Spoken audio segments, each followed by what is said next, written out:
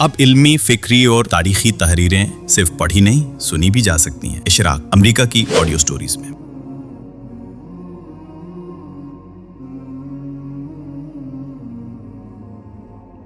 شادی کے لیے بلوغت کی شرط، مصنف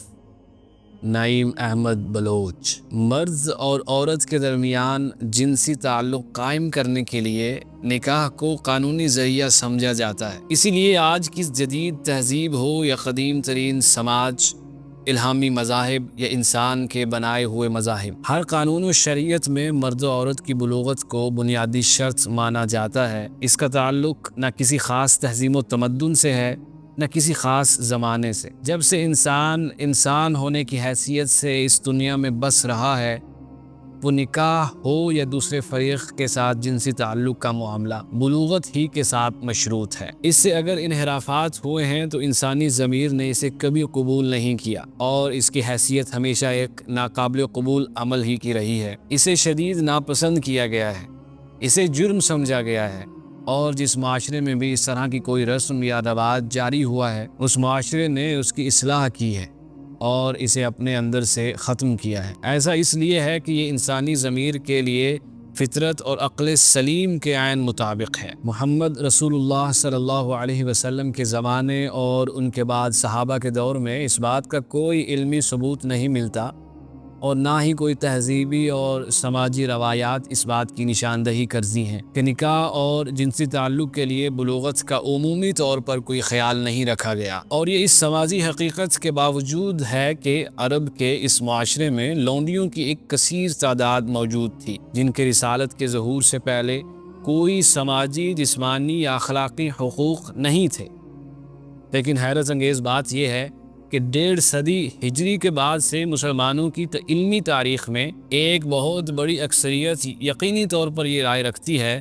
کہ نکاح یا جنسی تعلق استوار کرنے میں عمر کی کوئی تحدید نہیں ہے۔ بظاہر یہ بات بعید از قیاس نظر آتی ہے کہ علماء اسلام اس قدر فطری معاملے میں ایسی رائے کیوں رکھتے ہیں؟ اس لیے کہ شادی کا معاملہ تو اسی وقت درپیش ہوتا ہے جب فریقین بالغ ہوں، لیکن صورتحال یہ ہے کہ جمہور علماء اسلام کے نزدیک قرآن و حدیث کے بعض قرائن اس پر واضح ہیں کہ شریعت کو نابالغ عورت و مرد یعنی بچوں کی شادی پر کوئی اعتراض نہیں ہے، حتیٰ کہ نابالغ بچیوں کے ساتھ نکاح کر کے ان سے جنسی تعلق بھی قائم کیا جا سکتا ہے۔ آئیے ہم مسلمانوں کی علمی تاریخ کا جائزہ لیتے ہیں اور دیکھتے ہیں کہ کیا واقعی علماء اسلام اس حوالے سے یہی رائے رکھتے ہیں، اور کیا واقعی قرآن و سنت اور اسلامی تاریخ سے یہی بات معلوم ہوتی ہے۔ نابالغ بچی سے نکاح کے پیش کردہ دلائل، اس حوالے سے پہلے فقہاء کی رائے جانتے ہیں۔ علامہ ابن عبد البر لکھتے ہیں، علماء کرام کا اس پر اجماع ہے کہ والد کے لیے جائز ہے کہ وہ اپنی چھوٹی بچی سے مشورہ کیے بغیر اس کی شادی کر دے۔ نبی صلی اللہ علیہ وسلم نے بھی حضرت عائشہ رضی اللہ تعالی عنہا سے 6 یا 7 برس کی عمر میں نکاح کیا، اور یہ نکاح حضرت عائشہ رضی اللہ تعالی عنہا کے والد نے کیا تھا۔ ابن تیمیہ کہتے ہیں، عورت کی اجازت کے بغیر کوئی بھی اس کی شادی نہیں کر سکتا، جیسا کہ نبی کریم صلی اللہ علیہ وسلم نے حکم دیا ہے، اور اگر وہ اسے ناپسند کرے تو اسے نکاح پر مجبور نہیں کر سکتا، لیکن چھوٹی عمر کی کنواری بچی کی شادی اس کا والد کرے گا اور اس بچی کو اجازت کا حق نہیں۔ ان تمام آراء سے ہم یہ نتائج نکال سکتے ہیں، اگرچہ اللہ کے رسول کا واضح فرمان ہے کہ عورت کا نکاح اس کی مرضی کے بغیر نہیں کیا جا سکتا، لیکن اگر وہ عورت ابھی نابالغ ہے تو اس کا حقیقی والد اس کا نکاح اپنی مرضی سے کرا سکتا ہے۔ اس کی سب سے بڑی دلیل وہ روایت ہے جس میں کہا جاتا ہے کہ خود حضور صلی اللہ علیہ وسلم کا سیدہ عائشہ سے نکاح بلوغت سے پہلے ہوا ہے، کیونکہ مشہور روایات کے مطابق اس وقت حضرت عائشہ رضی اللہ تعالی عنہا کی عمر 6 یا 7 برس ہی کی تھی، اور رخصتی کے وقت ان کی عمر 9 برس تھی۔ حضرت عائشہ نابالغ تھی اور ان کے والد حضرت ابو بکر رضی اللہ تعالی عنہ نے اپنی مرضی سے بیٹی کا نکاح کرایا تھا۔ یوں ثابت ہوا کہ نابالغ بچی کا نکاح ہو سکتا ہے اور والد نابالغ بچی کا نکاح کرا سکتا ہے۔ یاد رہے کہ نابالغ بچی کے نکاح کی دور رسالت میں سیدہ عائشہ رضی اللہ تعالی عنہا کے نکاح کے علاوہ کوئی دوسری صحیح روایت نہیں ملتی۔ قرآن سے استدلال کی تاریخ۔ آئیے اب جائزہ لیتے ہیں کہ جو علماء اس رائے کی بنیاد قرآن مجید کو مانتے ہیں ان کا استدلال کیا ہے۔ ہماری علمی تاریخ یہی کہتی ہے کہ رخصتی اور جنسی تعلق کے لیے بھی بلوغت کی کوئی شرط ثابت نہیں، بلکہ اسے عین قرآن کے مطابق کہا جاتا ہے۔ ان علماء کے استدلال کی بنیاد سورۃ الطلاق کی آیت 4 ہے، جہاں بیان کیا گیا ہے ترجمہ: اور تمہاری عورتوں میں سے جو حیض سے مایوس ہو چکی ہوں، ان کے معاملے میں اگر تم لوگوں کو کوئی شک لاحق ہے تو تمہیں معلوم ہو کہ ان کی عدت 3 مہینے ہے، اور یہی حکم ان کا ہے جنہیں ابھی حیض نہ آیا ہو۔ اس آیت میں لم یحزن یعنی جنہیں ابھی حیض نہ آیا ہو کو بنیاد بنا کر مفسرین کی ایک کثیر تعداد نے جو رائے قائم کی ہے، ان میں بہت ہی چیدہ اور ہر دور کے جید مفسرین کی رائے ہم باری باری بیان کرتے ہیں۔ امام بخاری نے اپنی صحیح میں باب باندھا ہے، آدمی اپنی نابالغ بچی کا نکاح کر سکتا ہے۔ اس کے بعد سورۃ الطلاق کی اسی آیت کا حوالہ دیتے ہوئے لکھتے ہیں، ابن کثیر نے بھی اسی آیت کی تفسیر میں یہی موقف اختیار کیا ہے کہ اس سے وہ چھوٹی بچیاں مراد ہیں جو ابھی اس عمر کو پہنچی ہی نہیں کہ انہیں حیض آئے۔ دور جدید میں بھی علماء نے اس آیت کی تفسیر میں اسی رائے کو اختیار کیا ہے اور واضح طور پر لکھا ہے کہ قرآن کی اس آیت میں چھوٹی بچیوں کی مدت عدت بیان ہوئی ہے کہ جنہیں ابھی حیض نہیں آیا۔ تصویر کا دوسرا رخ: اس رائے پر 3 قوی اعتراض کیے جاتے ہیں۔ پہلا اعتراض یہ ہے کہ یہ بات غلط ہے کہ حیض نہ آنے کی وجہ صرف عدم بلوغت ہے، کیونکہ ایسا کسی بیماری کی وجہ سے بھی ہو سکتا ہے اور کسی عارضی رکاوٹ سے بھی۔ دوسرا اعتراض یہ ہے کہ یہ فطرت کے خلاف ہے کہ نابالغ بچی کے ساتھ جنسی تعلق قائم کیا جائے۔ شادی و نکاح کا سوال ہی تب ہوتا ہے جب فریقین بلوغت کو پہنچ جائیں، اور اس بات پر تمام فقہاء اور علماء متفق ہیں کہ نکاح کی بنیادی شرائط میں یہ شامل ہے کہ فریقین جملہ گواہوں کی موجودگی یا معنوی موجودگی میں اپنی رضامندی کا اظہار کریں۔ اب ایک نابالغ بچی جسے نکاح کے معنی ہی معلوم نہ ہوں، وہ اپنی رضامندی کا اظہار کیسے کرے گی؟ تیسرا اعتراض یہ کیا جاتا ہے کہ قرآن نے سورۃ النساء میں جہاں یتیم بچوں کے مال کی حفاظت کا حکم دیا ہے، وہاں اس بات پر توجہ دلائی ہے کہ ان کے مالوں کی اس وقت تک حفاظت کی جائے جب تک وہ بلوغت ہی نہیں بلکہ رشد یعنی سمجھداری کی عمر تک پہنچ جائیں۔ ترجمہ: اور یتیم اگر ابھی نادان اور بے سمجھ ہوں تو وہ اپنے وہ اموال جن کو اللہ نے تمہارے لیے قیام و بقا کا ذریعہ بنایا ہے،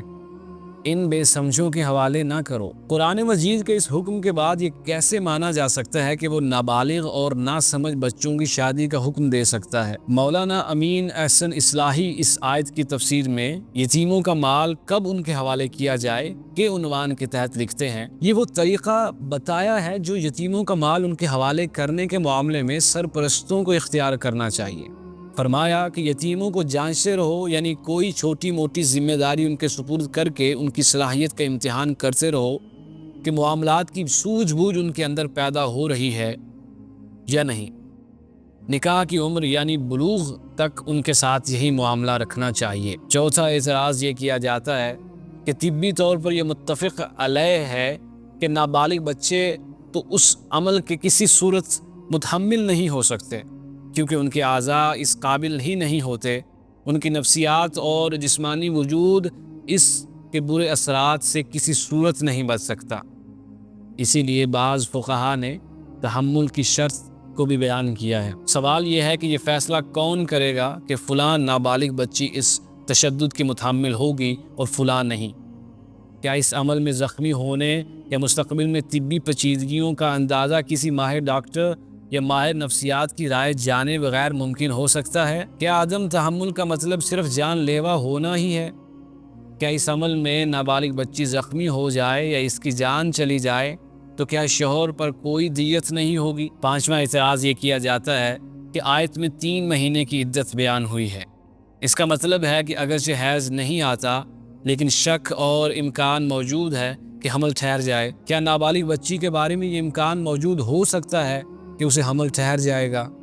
اس لیے یہ بات کسی صورت درست نہیں کہ قرآن مجید یہ عدت نابالغ بچی کے لیے بیان کرتا ہے۔ جاوید احمد غامدی صاحب کا نقطۂ نظر۔ سورۃ الطلاق کی آیت 4 کے حوالے سے جاوید احمد غامدی صاحب ایک منفرد نقطۂ نظر رکھتے ہیں وہ آیت کے زیر بحث حصے کا ترجمہ یہ کرتے ہیں: تمہاری عورتوں میں سے جو حیض سے مایوس ہو چکی ہوں اور وہ بھی جنہیں حیض کی عمر کو پہنچنے کے باوجود حیض نہیں آیا، ان کے بارے میں اگر کوئی شک ہے تو ان کی عدت 3 مہینے ہوگی۔ یہ رائے اختیار کرنے کی دلیل وہ یہ دیتے ہیں واللہ لم یحزن کے الفاظ آئے ہیں، اور لم عربی زبان میں نفی جہد کے لیے آتا ہے، لہذا اس سے وہ بچیاں مراد نہیں ہو سکتی جنہیں ابھی حیض آنا شروع نہیں ہوا، بلکہ وہی عورتیں مراد ہوں گی جنہیں حیض کی عمر کو پہنچنے کے باوجود حیض نہیں آیا۔ یعنی عربی زبان میں نفی کے لیے عام لفظ ما ہے، لیکن جب لم کے لفظ کے ساتھ کسی فعل کے واقع ہونے کی نفی کی جاتی ہے تو اس میں شدت ہوتی ہے، اور اس فعل کے امکان کو بھی رد کر دیا جاتا ہے، جیسے سورۃ اخلاص میں جب فرمایا گیا کہ لم یلد ولم یولد، تو اس امکان کو بھی پوری طرح سے شدت کے ساتھ نفی کر دی گئی کہ اللہ تعالیٰ کا نہ کوئی بیٹا ہو سکتا ہے اور نہ وہ باپ ہو سکتے ہیں۔ اسی طرح یہاں مطلب ہوگا کہ وہ عورتیں جنہیں نہ ماضی میں پہلے حیض آیا اور نہ مستقبل میں آئے گا۔ اب یہ صفت نابالغ لڑکیوں کی نہیں ہو سکتی، کیونکہ ان کو بلوغت کے بعد لازمی یہ کیفیت پیش آئے گی۔ اب جب یہاں نابالغ بچیوں کی بات ہی نہیں ہو رہی اور زبان کے اصول کے لحاظ سے ایسا ہونا محال ہے، تو لازمی طور پر یہاں ان عورتوں کا ذکر ہے جو اصل میں تو دائمی طور پر حیض کی کیفیت سے محروم ہیں۔ اسی لیے اس سے مراد یقیناً وہی عورتیں ہیں جو بڑی عمر یعنی بالغ ہیں، لیکن کسی عارضے کی وجہ سے انہیں حیض نہیں آتا۔ صحابہ کا فہم: یہ ایک علمی حقیقت ہے کہ کسی بھی صحابی سے اس آیت کا یہ مفہوم منقول نہیں ہے، اور یہ بھی حقیقت ہے کہ کسی بھی صحابی کا یہ عمل کہیں بھی روایت نہیں ہوا کہ اس نے کسی نابالغ لڑکی سے شادی کی ہو۔ اس حوالے سے عملی طور پر حضرت عائشہ صدیقہ طیبہ طاہرہ رضی اللہ تعالی عنہا کی بلوغت سے پہلے نکاح اور رخصتی کی روایت ہی ملتی ہے۔ اس روایت کے اوپر جو تنقیدات آ چکی ہیں ان سے واضح ہوتا ہے کہ یہ روایت درست نہیں، اور مشہور ہونے کے باوجود اسے خبر واحد ہی کا درجہ حاصل ہے۔ اس حوالے سے متعدد اہل علم اور دور جدید کے محدثین نے ناقابل تردید شواہد دیے ہیں کہ سیدہ عائشہ رضی اللہ تعالی عنہا کی نکاح کے وقت عمر 18 یا 19 برس سے کسی طور کم نہیں ہو سکتی۔ اس غلط فہمی کی وجہ: آیت کے فہم میں غلطی کی بنیادی وجہ ہمارے نزدیک سیدہ عائشہ کی 6 برس والی روایت ہی ہے، کیونکہ جب کسی کام کی نسبت اللہ کے رسول سے بیان ہو کر عام ہو جائے اور اسے قبولیت و شہرت بھی حاصل ہو جائے، اور وہ عام رواج، فطرت اور عقل کے خلاف بھی ہو، تو اسے معقولیت دینے اور قابل قبول بنانے کے لیے کوششیں بھی کی جاتی ہیں۔ چنانچہ جب اس وقت کے معاشرے میں اس کی کوئی عملی مثال نہ ملی تو فقہاء اور مفسرین نے اسے قرآن سے ثابت کرنے کی راہ ہموار کی۔ اس مقصد کے تحت نہ انہوں نے زبان کے متفق علیہ قواعد و ضوابط کی پرواہ کی اور نہ فطرت اور بنیادی اخلاقیات کی کوئی رعایت کی، محض ایک مشہور روایت کو مان کر فقہ و شریعت کو بھی اس کے مطابق کرنے کی روش اختیار کی۔ یہاں یہ بات بھی قابل غور ہے کہ سیدہ عائشہ رضی اللہ تعالی عنہا سے نکاح کی روایت کے مشہور ہونے کے باوجود امت نے اس نکاح کو حضور کا اسوہ قرار دے کر اس پر عمل کرنے کی کوئی کوشش نہیں کی۔ چنانچہ عالم اسلام کی کسی شخصیت نے اس فعل کو حضور صلی اللہ علیہ وسلم کی سنت کے طور پر بیان بھی نہیں کیا، اور اس کی کوئی فضیلت اور اس پر عمل کرنے کی کوئی تبلیغ نہیں ملتی۔ کسی بھی دور میں، کسی بھی معاشرے میں، چاہے وہ عرب کا ہو یا عجم کا، نابالغ بچی سے نکاح کی کوئی روایت جنم نہ لے سکی۔ اور یہ بات بھی حقیقت ہے کہ چند ایک مثالوں کو چھوڑ کر کسی بھی صاحب علم نے اس نکاح کو حضور صلی اللہ علیہ وسلم کے اختصاص میں بھی شامل نہیں کیا۔ خلاصہ بحث: اس تفصیل سے معلوم ہوا کہ سورۃ الطلاق کی آیت 4 سے مشہور فہم کے بالکل برعکس یہاں پر ایسی خواتین کی عدت بیان ہوئی ہے جن کو حیض کی عمر کے باوجود حیض نہیں آیا۔ سورۃ النساء کی آیات 5 اور 6 سے یہ بات بالکل واضح ہو گئی کہ شادی کے لیے نہ صرف بلوغت بلکہ رشد یعنی سمجھداری بھی ضروری ہے۔ دور رسالت اور دور صحابہ اس بات سے خالی ہیں کہ کسی نے قرآن مجید یا سنت رسول صلی اللہ علیہ وسلم یا فرمان رسول سے یہ سمجھا اور بیان کیا ہو کہ نکاح کے لیے بلوغت کی کوئی شرط نہیں۔ یہ ایک فطری معاملہ ہے اور اسے ایک ثابت شدہ معاشرتی قدر کے تحت ہی سمجھا جائے گا۔ مسلمانوں کے ہر دور کی معاشرتی، سماجی اور قانونی روایات نے اس کی تصدیق کی ہے۔ مزید یہ کہ اللہ تعالیٰ کہ رسول صلی اللہ علیہ وسلم کا واضح اور متفق علیہ فرمان ہے کہ نکاح عورت و مرد کی رضامندی کے بغیر منعقد ہی نہیں ہوتا۔ یہ تاثر درست نہیں کہ اس معاملے میں علماء اسلام کا اجماع ہے کہ نکاح اور جنسی عمل کے لیے بلوغت کی کوئی شرط نہیں۔ اگرچہ علماء اہل سنت کی کثیر تعداد یہی رائے رکھتی ہے، لیکن ماضی سے لے کر موجودہ دور تک ایسے علماء ہمیشہ سے موجود رہے ہیں جو اس رائے کے بالکل برعکس نکاح اور اس کے معمولات کے لیے بلوغت اور رشد کو ضروری خیال کرتے ہیں اور اسے عقل، فطرت اور شریعت کا عین تقاضا سمجھتے ہیں۔